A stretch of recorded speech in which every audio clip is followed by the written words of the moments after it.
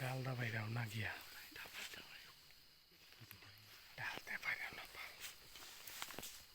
আজকে অর্থাৎ 31/1/2025 আজকে ভোর 2টা থেকে 4টা পর্যন্ত একটা গোপন সংবাদের ভিত্তিতে আমরা কুলাশিকর রবিচরণ পাড়া জঙ্গলে ফরেস্ট ল্যান্ডের জায়গাতে আমরা 200 গাছ আমরা গাঁজা গাছ ধ্বংস করেছি।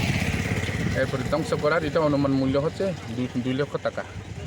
এই অভিযান আমরা সবসময় জারি থাকব। আর এলাকার মানুষকে আমরা রিকোয়েস্ট করেছি এই অভিযানে আমাদেরকে সহযোগিতা করার জন্য, আরও যাতে ভবিষ্যতে আমরা এই অভিযানে যাতে সফলতা যাতে আমরা অর্জন করতে পারি।